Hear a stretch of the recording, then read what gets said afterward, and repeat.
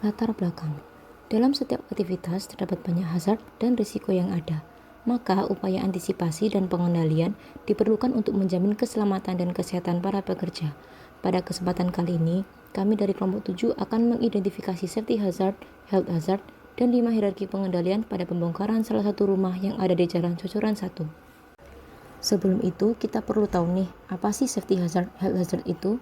Safety hazard adalah jenis bahaya yang berdampak pada timbulnya kecelakaan yang dapat menyebabkan luka atau injuri hingga kematian, serta kerusakan properti perusahaan. Dampaknya bersifat akut.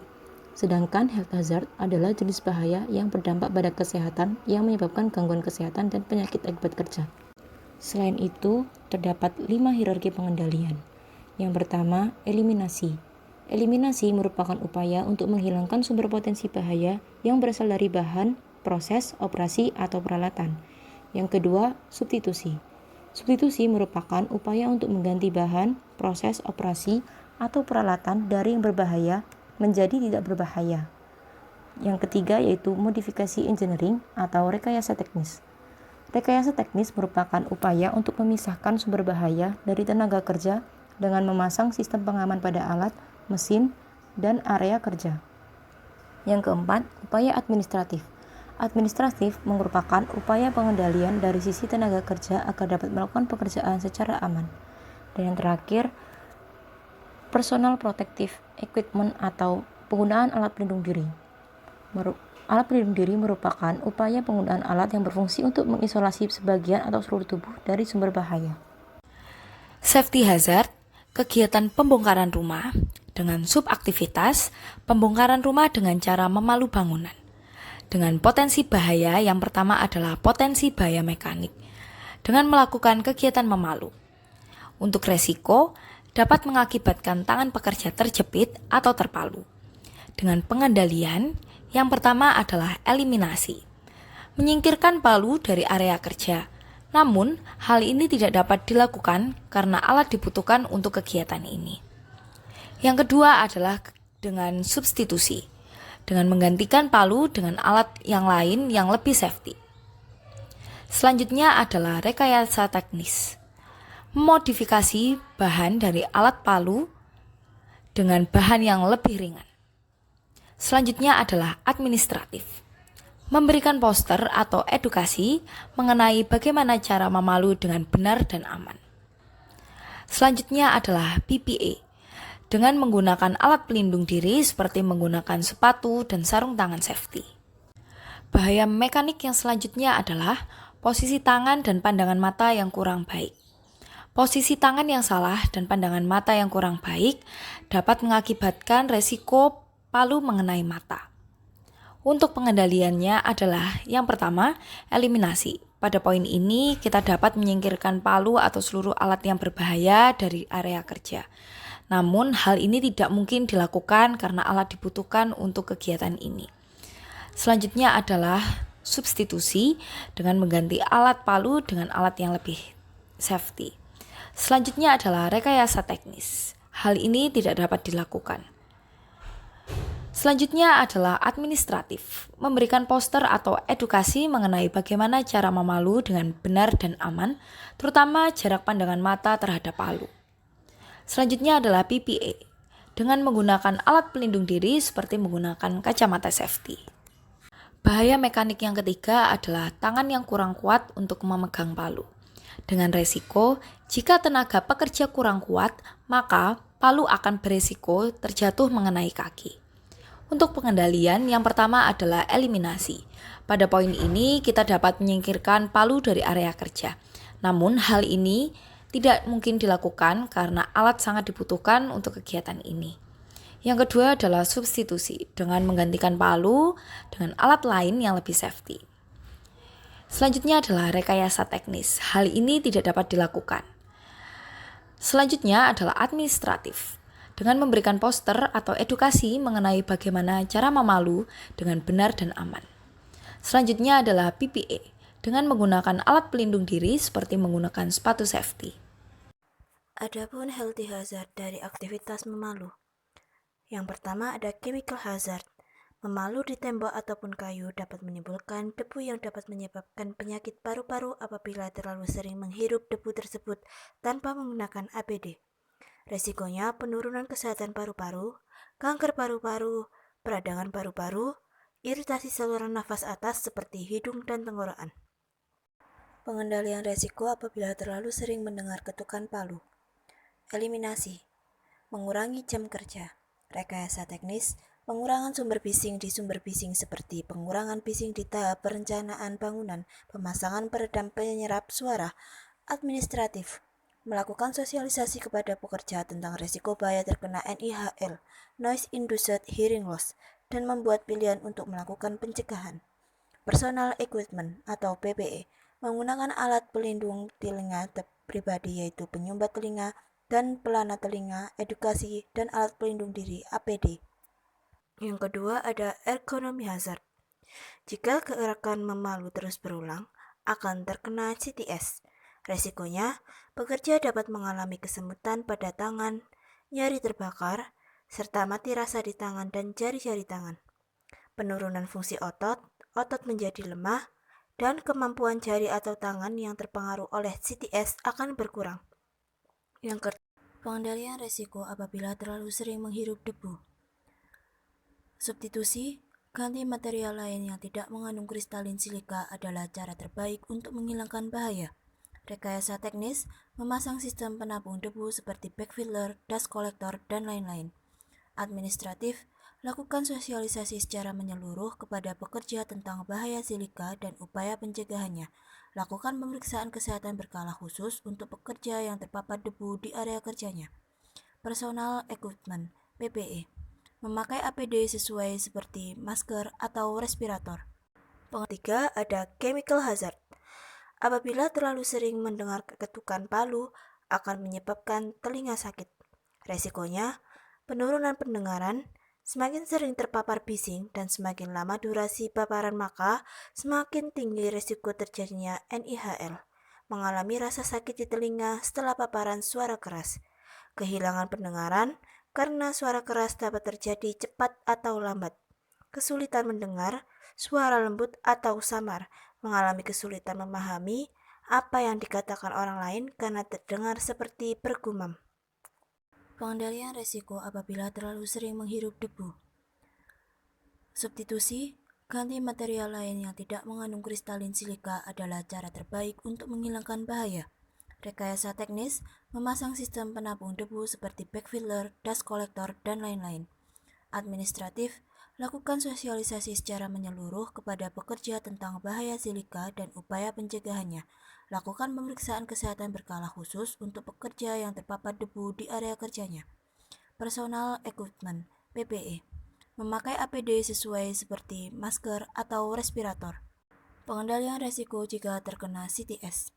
Rekayasa teknis, melakukan kegiatan peregangan tangan sebelum melakukan aktivitas, perubahan waktu istirahat dengan memperbanyak frekuensi istirahat dengan waktu setengah hari, istirahat 1 kali. Administratif, lakukan sosialisasi secara menyeluruh kepada pekerja tentang bahaya carpal tunnel syndrome atau CTS, meneliti variabel lain yang mempengaruhi carpal tunnel syndrome seperti waktu istirahat. Potensi bahaya ketiga, cedera kepala karena robohnya bangunan yang ada di atas para pekerja.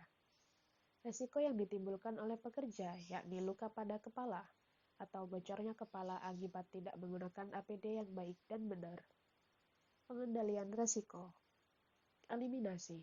Mengurangi aktivitas kerja di bawah reruntuhan bangunan, tetapi hal ini tidak dapat dihindari karena tugas dari para pekerja bangunan sendiri. Substitusi.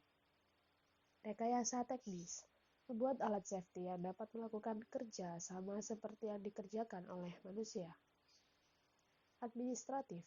Melakukan sosialisasi tentang cara mengutamakan keselamatan dan kesehatan kerja serta melakukan briefing tentang cara penggunaan alat bangunan.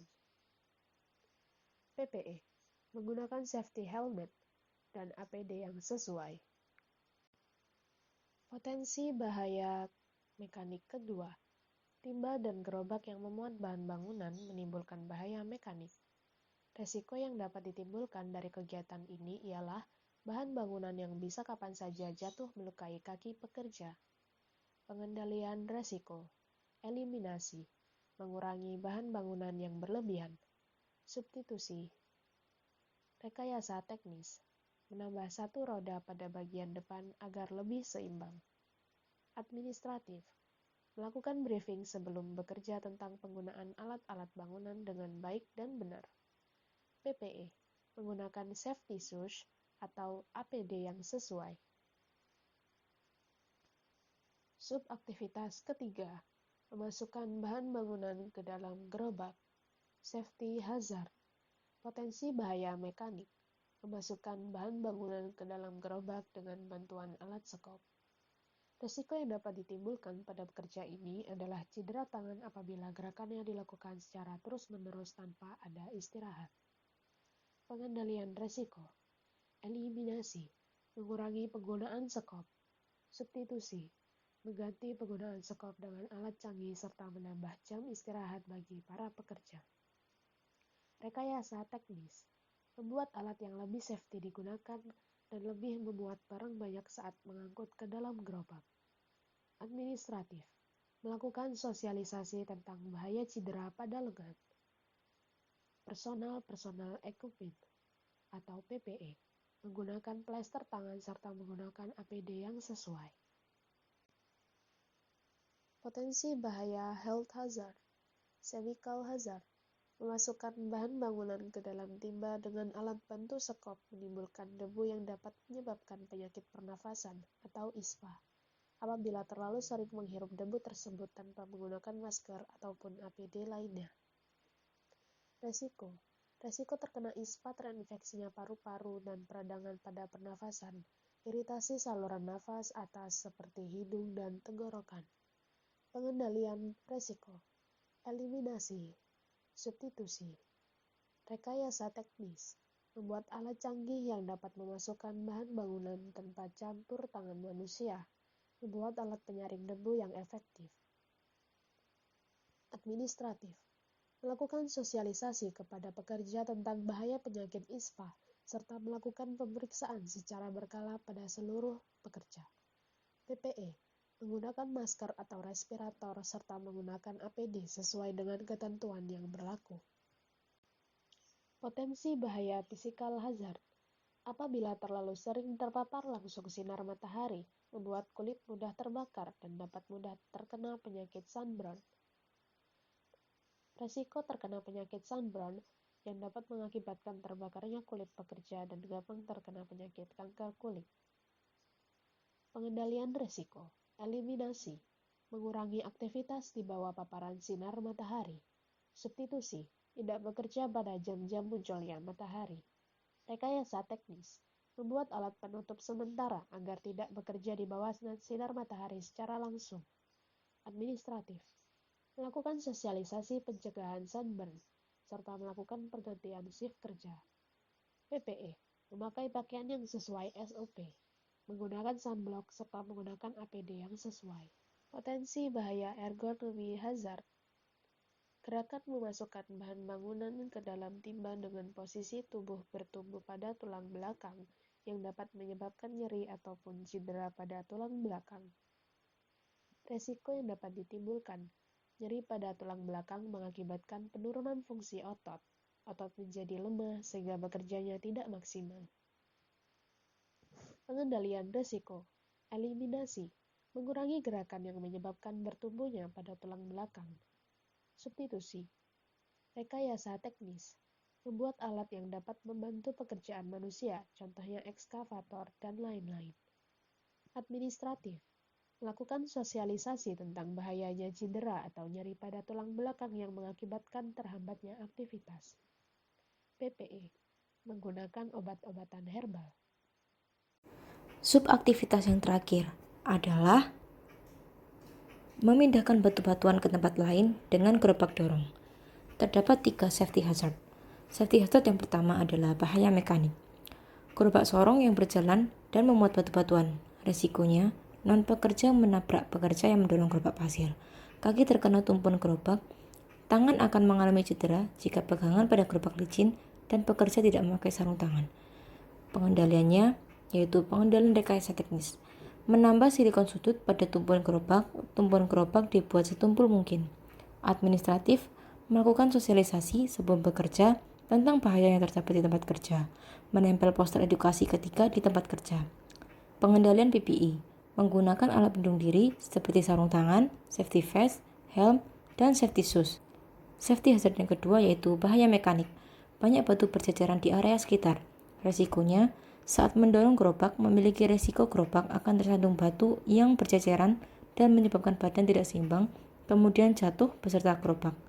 Pengendalian eliminasi. Menyingkirkan batu-batu yang berceceran di jalan.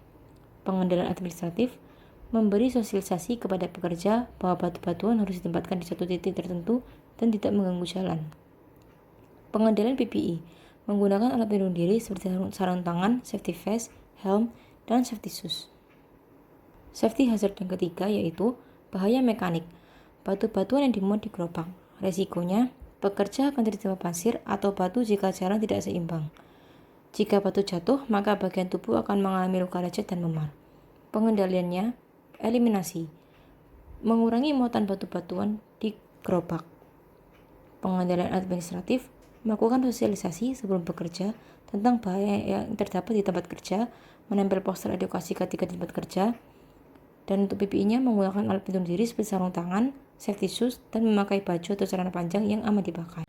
Adapun head hazard dari memindahkan batu-batuan ke tempat lain dengan gerobak. Yang pertama, physical hazard.